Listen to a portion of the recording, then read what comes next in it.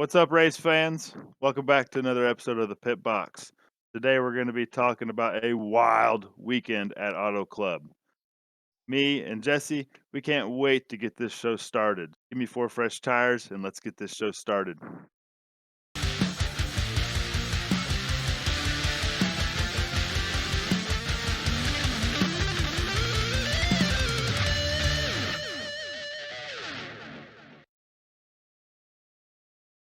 To get started, NASCAR's next gen, or Gen 7, is on the track for its first true test of what it's going to do at a traditional track in NASCAR. Corey, we had a lot of cars self-spinning, losing control, losing the handle, and that's the first time we've seen that in a lot of years.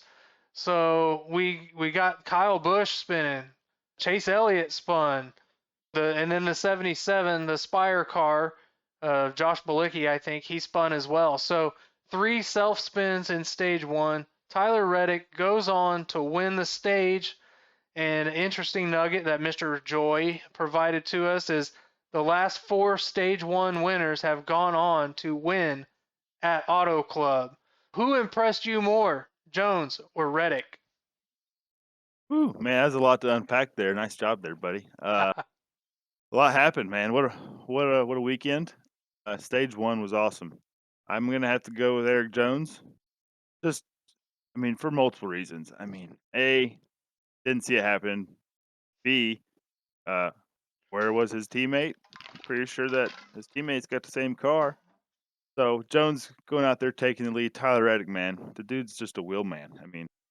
When you got it, when you say, "Hey, the wall is the fastest," you're going to see him up front every time. But Jones, Petty hasn't been a winning team for.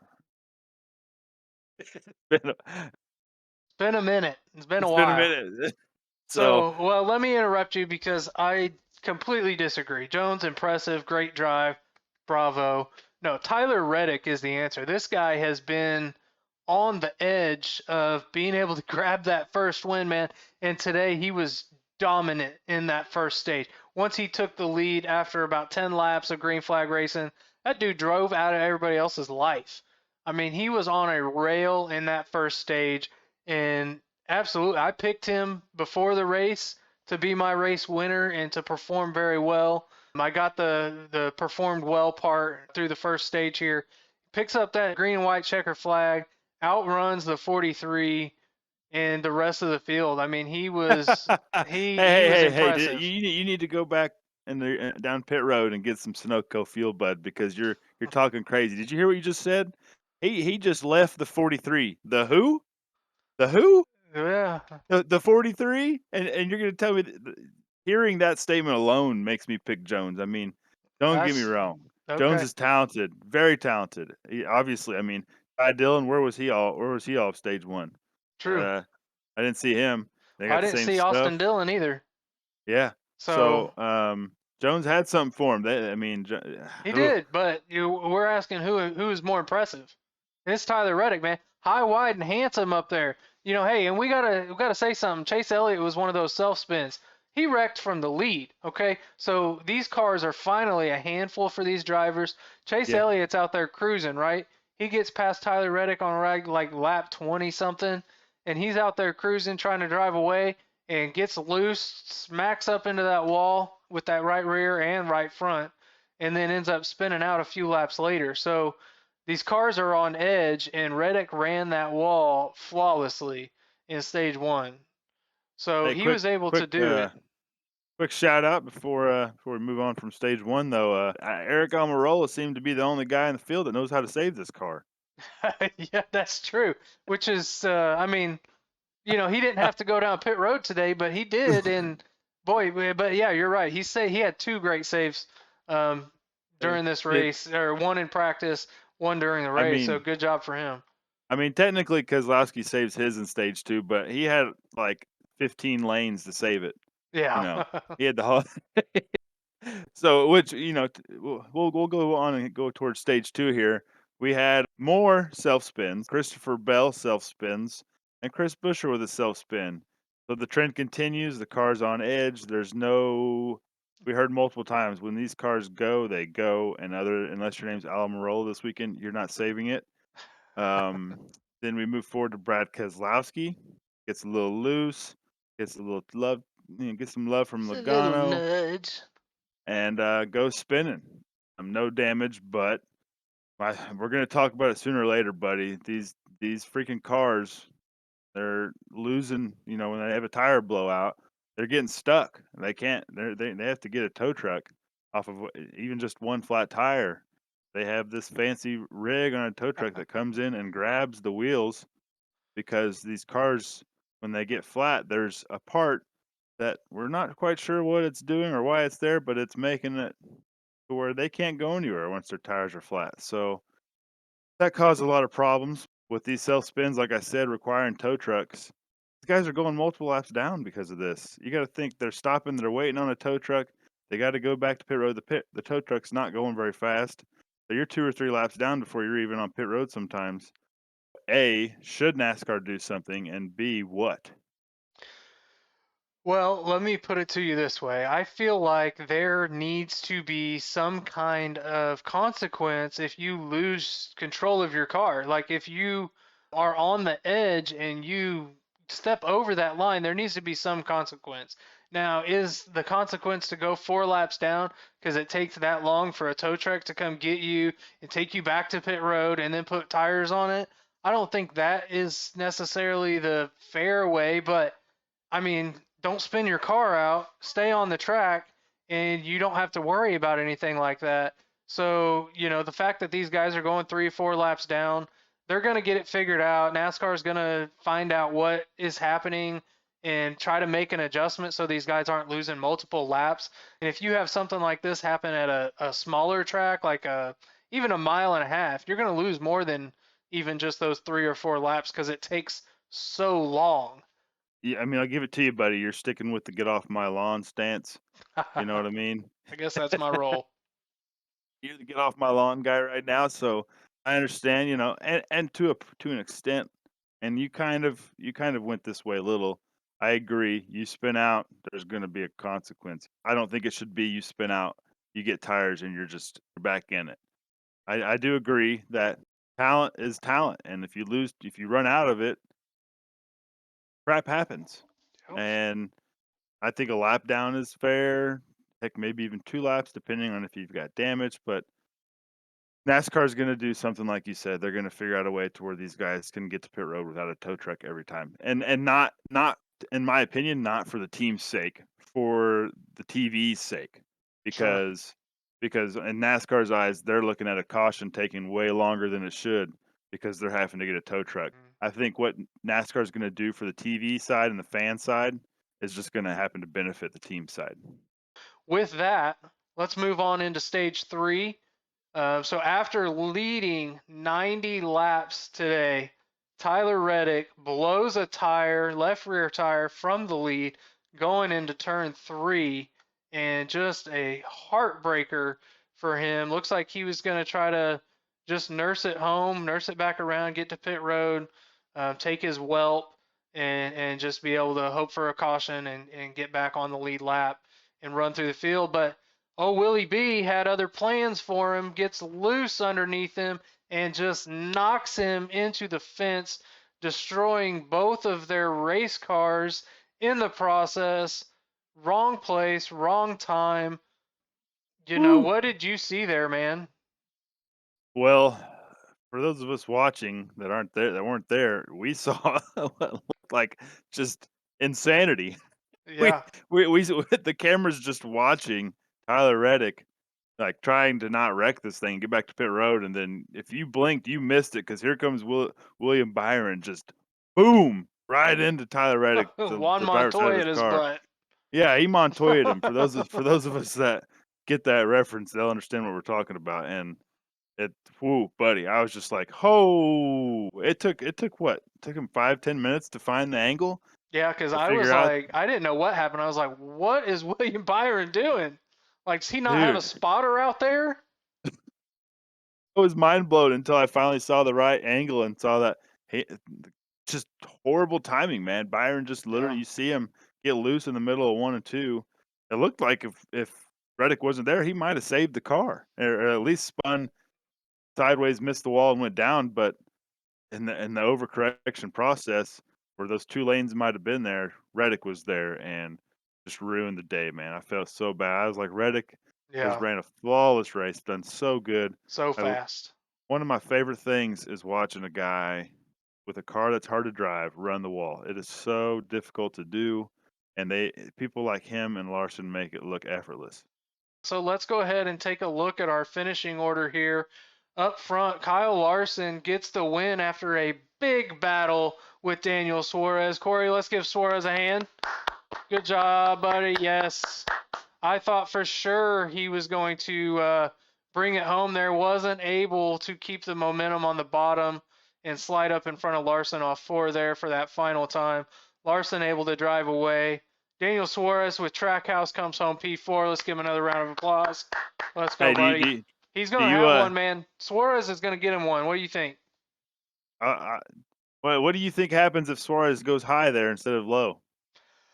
I Because I think mean, Larson still gets around him, but I don't think it's as easy as he did. I mean, once he went low in turn 3 and 4 right there, it's kind of a head scratcher. I think he was just trying to be cautious because he did get into the wall right before the restart mhm, or before that last caution, and his spotter. I was listening to the radio off of the broadcast, and they were talking about he was trying to teach him, you got to get up there, you got to drive harder, you got to commit, and he was talking to him lap after lap, and the spotter, in my opinion, was kind of getting a little frustrated with him because Suarez wasn't doing what he thought he should be doing, and then mhm. when he did commit, he hit the wall, so I think Suarez was trying to be a little cautious and just leave some extra room, and ultimately I think that let Larson get around him. Yeah, yeah, I agree. I think it would have been a different. I think Larson still wins, or maybe Austin Dillon wins because it takes Larson longer to get by Suarez. Who knows? But in the end, I still think Suarez doesn't win just based on performance. I think just has a little bit of edge, and Larson has a little bit of edge. Yeah. But man, talk about an exciting finish.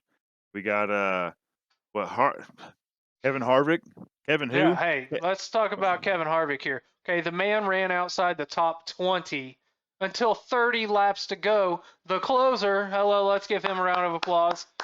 Job, Kevin Harvick, closer. He gets there. And then Eric Almirola comes home P6. Eric, Hey, nice hey, job, hey, hell Eric. yeah, Hey, man. he Nice spins. job, buddy. Yeah, he spins. Almost goes a lap down. Saves the car. Woo! Sideways. Able to bring it home P6. Hey, how about Daniel Hemrick? Okay, and Kurt Busch. Kurt Busch comes home P8. Started where? Dead last. Dead last. And he comes home P8. Good job, Kurt. Yep, 23XI, top 10. Daniel Hemrick, Colleague Racing, several laps down at the beginning of this race, battled and battled and battled and battled and gets a top 10. Good job, Daniel Hemrick. All right. And then rounding out the top 10, we've got Mr. Recky Spinhouse. Keeps it straight today. Comes home P10. Nice job, Ricky. He is a wheelman. Let's give it up Hey, for that wheelman. give it up for Ricky, man. There was a point where I think there was a point I remember he was almost in the lead, right? Yeah, he was battling up there for the first stage, and Yeah. then they didn't adjust on their car, kind of let it get away, and then brought it back in stage 3. Was driving up there, and towards the end of stage 2, actually cost me some money in that Fox Bet Super 6. Mr. Briscoe, I'm not happy with you. He was ahead with Oh. 2 to go, and then Mr. Stenthouse put it on it, and Briscoe lost 5 positions, ended up P19. That second Oh, stage, Mr. Stenthouse P13, and this guy right here, Jesse, said bye-bye to a part of that 10,000. oh, you mean to your $40? Yeah, my whopping 40 bucks. 525 people win. Hey, so let's just talk about this for a second before we get into the end of the show. I think Mike Joyce said this. 9 different teams finished inside the top 10 today at Auto Club. I mean, Holy crap! If Impressive. anybody, Good job, NASCAR. Let's yeah, give it up for yeah, NASCAR. hell of a job, dude. Hell of a job. Hell of a race. We're 3 races into this car, 2 official points races in, 9 different teams in the top 10. Do you think that the parity in this sport will last the whole season, or will the Hendrick Motorsports, the Joe Gibbs, reign supreme?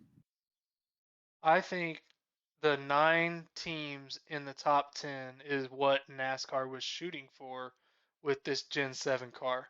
With a spec car, you want to see cars like the GMS Petty, like the Richard Childress Racing, Trackhouse, battling with the Hendrick Motorsports and Penske and Stuart Haas, Doherty with a top 10 with Ricky Stenhouse, 2311, Kurt Busch a top 10. So but the question is not, is there parity? Because clearly we see that there was today.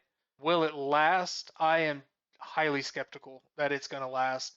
I think that these bigger teams, they have more resources. So, like you think of the 47, they went out there, they ran a race, and they learned what they could learn on their one car.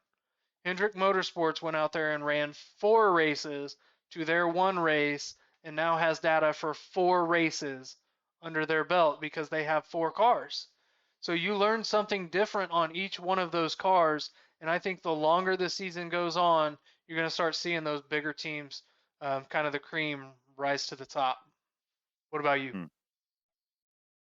I think it lasts to an extent. I don't think it'll be 9 teams in the top 10. I do think the Hendricks and the Gibbs, you'll see them in the top 10. It'll become like, "Oh, well, a couple cars had some bad luck or they missed the setup," but I still think you'll see I mean, watch out, man. Eric Jones, I mean, hell of a performance from a Petty car that we've seen struggle for a while now. So, I I'm skeptical as well, but I'm optimistic being a new car that NASCAR might have hit the nail right on the head, and we might get some parity at least, halfway. I'd say at least halfway through the season, you'll still see it, but I think come playoffs, things will look a little different, but I'm hopeful. So, Yeah, I and think it was a on freaking that, go ahead. I just I loved it. I watched the Xfinity race yesterday too, and that was awesome. The side drafting, the runs, the aggressiveness that you could witnessing the guys get more comfortable throughout the race and get more aggressive. It was just great. I mean, it was awesome. Yeah, and an awesome weekend all around for NASCAR. The Hmm. Xfinity race, like you said, was incredible. Saw Cole Custer dominate that race, have a terrible pit stop, come back and able to pass everybody again. So good Hey, job. Yes. hey, before you hang us up, I wanted to throw this in here earlier, but I forgot. How about the inventory problems? I mean, that came almost on full display this weekend, Yeah. and I'd be remiss if I didn't bring it up. We had Daniel Suarez with Trackhouse. He almost didn't practice because of Chastain. Just, I mean, Junk in y- his car. 30 years ago, he's dead. I'm Yeah. sorry. Yeah. That's a little aggressive, but I'm sorry. He hit so freaking hard. He's got broken Props bones at least. Yeah, props to, the NASCAR with this new car again. I mean, thank God. That was an insanely scary hit, Yes, it but was. beside the point, he almost didn't practice. Kevin Harvick, they choose to fix that car because it takes Man. less time than to move the seat and decals and all that on the backup Yeah. car. Yeah, and that just goes to show how tough this new car is. I mean, it has done what NASCAR wants in changing the model, Mhm. you know. And last year they would have, yeah, that car would have been on its way back to Charlotte to have the whole rear end cut off. No, they took it to the garage. They pulled out a rear bumper clip. They unhooked the rear end. They hooked up the new one, and you're off to the races. It's like it's not quite as easy as changing a wing in IndyCar, but it's not much different than that. So, Yeah. um, good job on NASCAR. Good job on these teams learning these things. Yeah, Good great job job all on around, the man. safety. Yeah. Let's give him a Great, hand great one more job. time. Great freaking weekend. I can't wait to see Vegas next week. Yeah. We hope Well, everybody that's listening enjoyed this weekend. If you didn't, I don't really know how much better it's going to get than this because it was pretty awesome. So, yeah, we had great racing. We had a lot of some longish green flag runs where saw guys coming and going and guys going forward and then falling back, and the ones that save the tires then move forward. So I think this next gen car's got a lot to be desired. I think NASCAR's doing well. We'll see. Hopefully it continues.